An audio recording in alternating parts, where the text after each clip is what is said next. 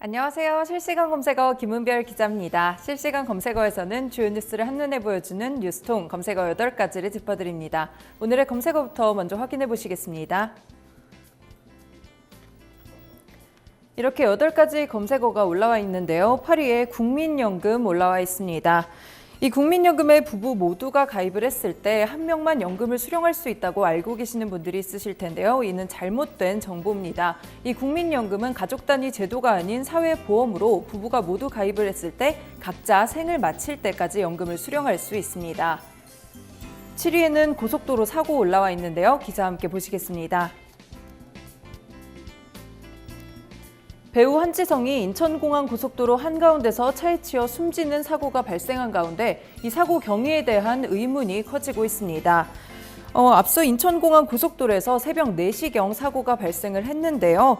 운전을 하던 배우 한지성 씨가 동승자인 남편이 화장실을 찾자 2차로에 차를 세우고 하차했다가 한 씨가 차에 치여 숨진 사고입니다. 그런데 이 사고에 대한 의문점이 남아 있습니다. 공개된 블랙박스에 따르면 한 씨는 승용차를 세운 뒤 차 뒤편에서 구토를 하는 듯한 모습이 포착됐는데요. 동승자인 남편은 3차로를 가로질러 갓길로 달려갔습니다. 아울러 이 남편은 사고 당일 술을 마셨다고 진술했으며 한 씨의 음주 여부에 대해서는 보지 못했다고 답했습니다. 경찰은 정확한 사고 원인과 사인을 조사하고 있습니다. 6위에는 황보름별 씨 올라와 있습니다. 우리나라의 전통 미인을 선발하는 미스 춘향대회 진에서 황보름별 씨가 뽑혔다고 합니다. 5위에는 인천공항 올라와 있는데요. 입국장 면세점이 오는 31일 문을 열게 됩니다.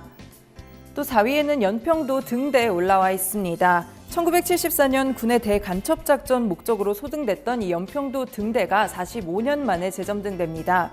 인근 수역에서 안전한 어로 활동과 물자 수송 등을 이유로 오는 17일 점등된다고 하네요. 3위에는 식량 지원 올라와 있는데요. 기사 함께 보시겠습니다.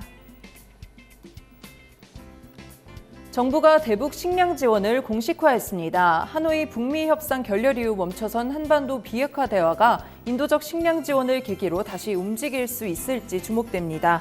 청와대에 따르면 한미 정상은 통화에서 이 북한의 식량 실태 보고서에 대한 의견을 교환했는데요.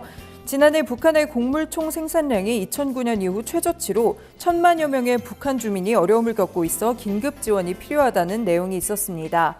이런 가운데 미국은 대북 최대 압박 기조를 재확인하면서도 한국의 대북 인도적 지원에 대해서는 개입하거나 간섭하지 않겠다는 방침을 밝혔습니다.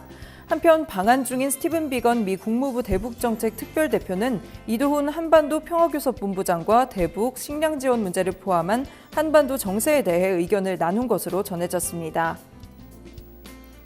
2위에는 현대자동차 노동조합 올라와 있습니다. 현대자동차 노동조합이 기본급 5.8% 인상 그리고 당기순이익의 30%를 성과급으로 받는 이 임금 및 단체 협약 요구안을 확정했습니다. 마지막으로는 1위에 코오롱 인보사 올라와 있는데요. 기사 함께 살펴보시겠습니다. 코오롱 생명과학의 골관절염 치료제 인보사 성분 변경 및 은폐 의혹과 관련해 단체 소송 움직임이 줄을 잇고 있습니다. 이 현재 골관절염 유전자 치료제 인보사 K주를 제조 및 판매한 코오롱 생명과학에 대해 검찰이 수사에 나섰는데요. 이 법무법인 한결은 코오롱 생명과학에 투자했다가 피해를 입은 투자자들을 대리해 다음 달 중순까지 접수를 받고 이 회사를 상대로 손해배상 청구 소송을 제기할 계획입니다.